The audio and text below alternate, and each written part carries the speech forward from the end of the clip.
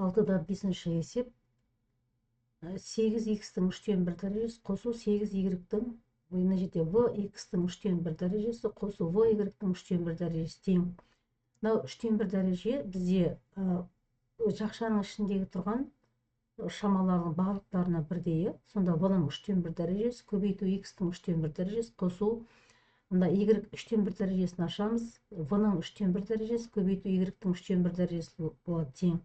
Сонда v-ның 3-тен 1 дәрежесі менен мына v-ның 3-тен 1 дәрежесі ортақ көбейткіш болып жақшаның алына шығып кетті.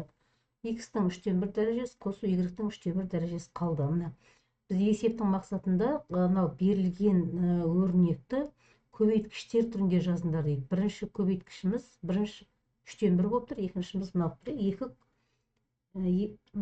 Көбейткіштер жерде көбейту тұр ғой, жаздық, осылай жазылады. Енді екіншісі v минус v-ның 2-ден 1 дәрежесі. Осы өрнекті көбейтінді түрінде былай жазуға болады. v-ның 2-ден 1 дәрежесі көбейту v-ның 2-ден 1 минус 1 дәрежесі. 2-ден 1-ді 2-ден 1-ге көбейтсек, тең болады. Бұл 2-ден 1 негіздері бірдей болғанда дәреже көрсеткіштері қосылады. Онда 2-ден 2 мына ортақ бөлімі бірдей v-ға болады. Немесе оны v-ның 2-ден 1 дәрежесінің 2 дәрежесі деуге болады. Өйткені 2 мына 2 1-ге көбейтіледі ғой. 2 мен 2 қысқарады да v шығады. Келесі жерде 5 мына есеп тура бірінші есеп сияқты. 5-тің 2-ден 1 дәрежесі, x-тің 2-ден 1 дәрежесі, 3-тің 2-ден 1 дәрежесі, x-тің 2-ден 1 дәрежесі деймізде, ортақ көбейткіштерді жақшаның алдына шығарып жібереміз. Сонда x-тің 2-ден 1 дәрежесі көбейту 5-тің 2-ден 1 дәрежесі қосу 3-тің 2-ден 1 дәрежесі шығады. Мұнда енді бізде мынау a-ның 3-тен 1 дәрежесі көбейту v-ның 3-тен 1 дәрежесі минус a-ның 3-тен 1 дәрежесі минус v-ның 3-тен 1 дәрежесі қосу 1 ғой. Мына екеуін бір жақшаға алуға болады. Бірақ мына жердің минус болғандықтан плюс болып кетеді. Мына жерде тура солай жасадық. Енді сонда мынау a-ның 3-тен 1 дәрежесі ортақ көбейткіш болып жақшаның алына шықты. Мынау өзі тұр.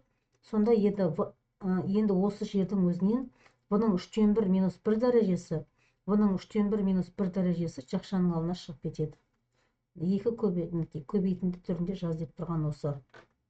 Егер жақшаларды ашатын болсақ, қайтадан мына өрнектің өзі шығады. Мына берілген өрнектің өзі шығады.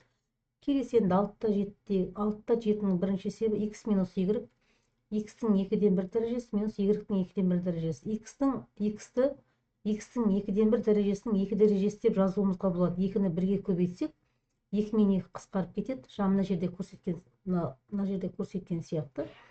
y-тің 2-ден 1 дәрежесі, бұнымыздың өзі қысқаша көбейту формуласына келеді. Екі жақшаға жіктей саламыз. x-тің 2-ден 1 дәрежесі минус y-тің 2-ден 1 дәрежесі, x-тің 2-ден 1 дәрежесі қосу y-тің 2-ден 1 дәрежесі тең болады. Қысқарып кетеді. Мына жақша мен мына жақсы. Бөлшекті қысқартыңдар деп тұр ғой. 6-та 7-ның екіншісінде x минус 8, x-тің 3-тен 2 дәрежесі қосу 2, x-тің 3-тен 1 дәрежесі қосу 1, қосу 4. Бұл жерде мына x-тің 3-тен 1 дәрежесінің 3 деп алуға болады. Сонда 3 пенен 3 қысқарып кетеді. X-тің өзі қайтадан шығады. Ал 8-ді білеміз, ол 2-ның 3 дәрежесі. Бұл дегеніміз мына жер a куб минус v кубке келді. Мына қысқаша көбейту формуласында жазып қойдым. Осыған келтіре саламыз. Сонда бірінші жақшамыз x-тің 3-тен 1 дәрежесі минус 2.